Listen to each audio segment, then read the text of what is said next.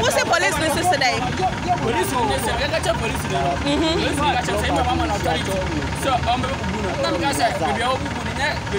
now why now man no authority so be bubu? Madam and also on you. Na me say and omo first car go ni. Ana e ombubu na ni trabachi so omla no be share the ade on oye no. And police no one for and we chamba original no say ya impama no na onko. That's how responsible the police can be. Okay. What current hammer? Oh, what current hammer we no ade bubu ade we. Now who bu na den? Who bu na ji den? Then I will show ho. Then I will show ho. Pastor Kasamiti o say den. Who are these na we that there no? I say government after say be say. Then and see who ya den wo ho. I said now we who I say who ya den. Who ya den wo ho?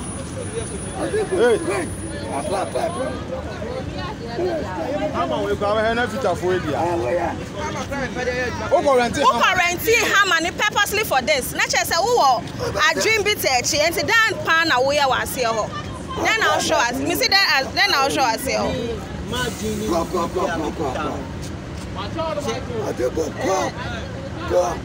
Kasamitieu. Miteu.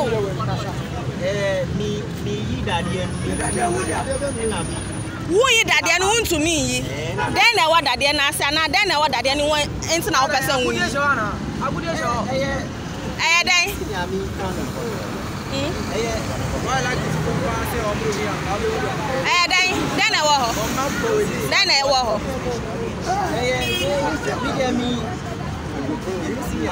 can the baby I met here?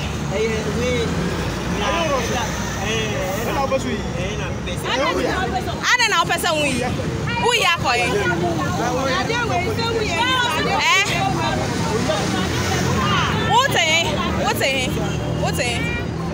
What's it? If I person am catch me, I deal with me back, na say me be check, na say yeah. My friend police about be show. Person catch me with fear. Who are after? Ya be fa ka be check me with fear. Fana yanko. What be show be that there no for what? I deal with mama do.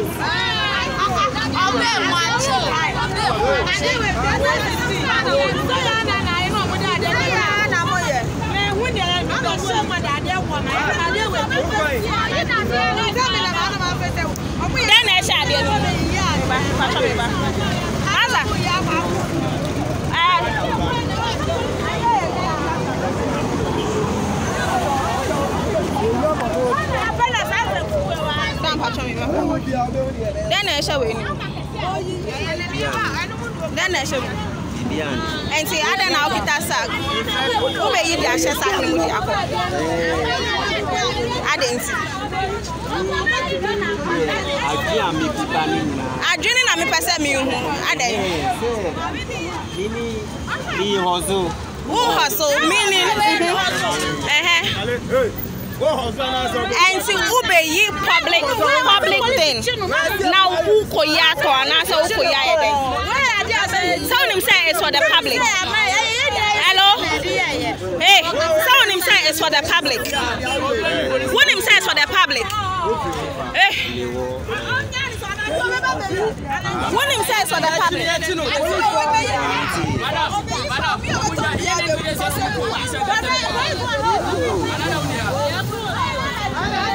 Someone him says for the public. Who can say now? Who him say a public there? And say I don't know better something from the government. Now I got because you are hustling. One can now hustle. And say I don't know obey I got tongue. What's the thing?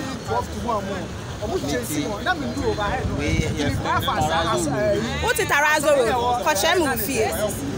Young Corner Kochem. Now, also to Tarazoro. Say a call. Maybe monitor her not idea way as I way. Your back of a police at show.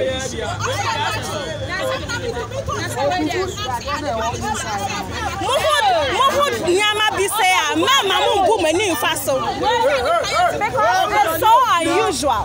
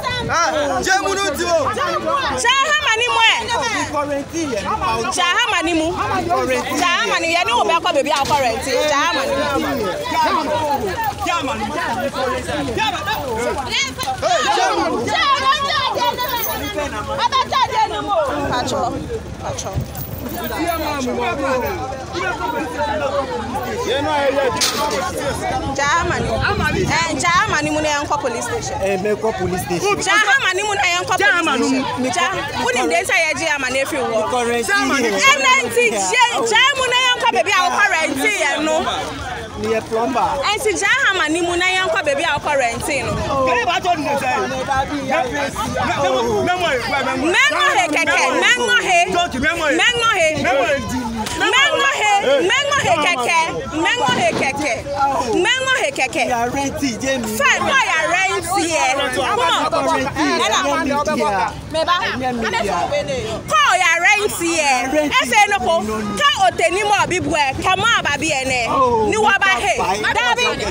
Je saneko. Come on. Ya rent. Come on, mimba.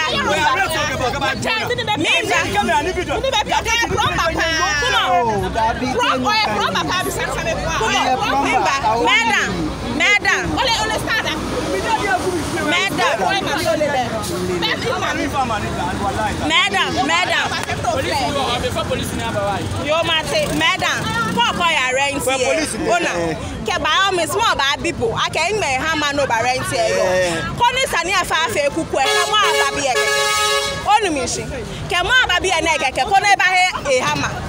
Onumishi. Onumishi. Oh, mini pote ofi oye ni emi. Oh, jani emi. Mini hewo. Check a government property ni. Oh, like a government property. Niko le kwa ke government property ne. O ba fi tele.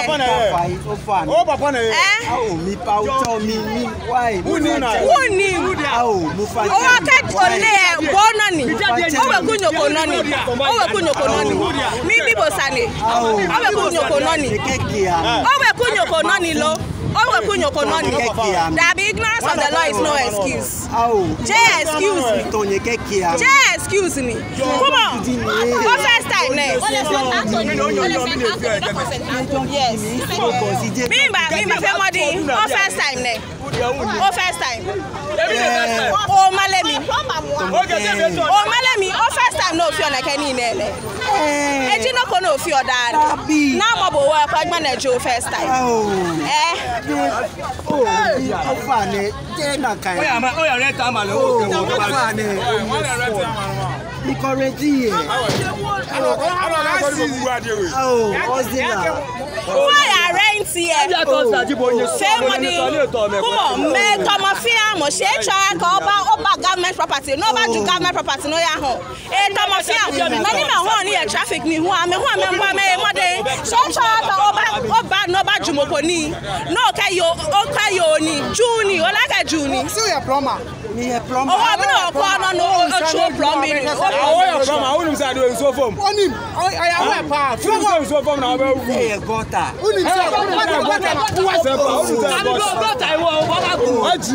Wasu Jan we mo junkie man Jan. I say be am follow me. Utunu obi. We say gota na one pass. No say na tifa. Good. And to Sadia, where Yanin I was saying you're working hand in hand. Now you stop it Sadia. Where you're going to was saying, the way you should scaff for a government work. Who Sanya Mana? Who stop it Sanya Mano? Who stop it Sanya Mano? And yeah, there was saying Faso. In the idea of me feeling and was and yeah, there was saying Faso. Who Yamasea? Mama, new person, now move besides, and Mamma won't shut in just like that. Come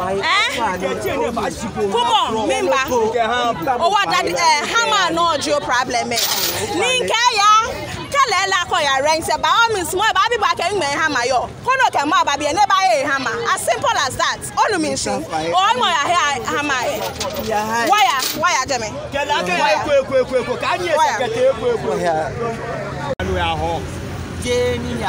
Oh, cylinder koya Jamelele. Cylinder ni yawo e. No ya home.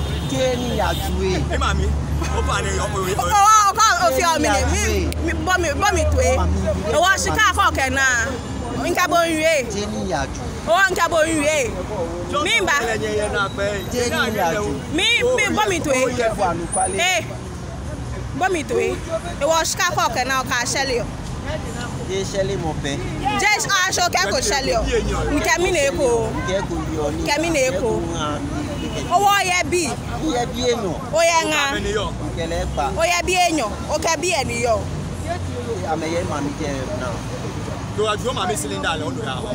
Don't be a home, I'm a look to cylinder. Oh, I mean, come on. Me plumber, me, mammy, house by making your then come on, Imagaboni. Come on. Okay. Come on. What's up? Come on. What a minute. I know call me and then came like a Joe first time no Fiona can email. She don't want your cap is not full yet. She be no cap by year. On a year na boy. No a small thing. Kaya Jeko abajibo nko na here. O Jemi. E wa fair money ni. E be no ko ne ba fe bi subani. Fair money ni. Ogole asikala fi anu le mi. E wa fair money ni. No le mi e. No le mi siside ba na ke sije na. Chimini. Kole ole joji mi. Joji mi jin papa. Joji mi in le bi ye. Joji mi e. Ole joji mi bi fe. Ni enyo ne ke kuku afo. Wa. Ah ole. Joji mi nego. Joji mi nego ni papa. Lotto agent. Oh, fine, a fair money ni. A first born ni. Oh, na ka mo kolebo. Papa, a first born di boy. Old sister say enyo no dey ke menefo, enyo dey ke menefo. Na ka me fio. Na mo. Ekefo. Mi bi me yo ko mi ni. Oh we ku da. Come on. Bajuwe. Come on. Bajuwe. Come on. Mi Come on. Juloji. Masa, come on. Ni no fe eju ni. Mami ya. Ni no fe eju ni. Don mo shake. Many me fan ba around there mokomoko. Eji boni je say baba la ko ba pla alo obaluzo wala. E wo ene makola ke nyumo ne hambo sa ake pa. Makimon we score pa nini baba yese oba sho he. Eju ayila we be pa money. E ba oba sho he. E wo fe money ni. Juloji ni.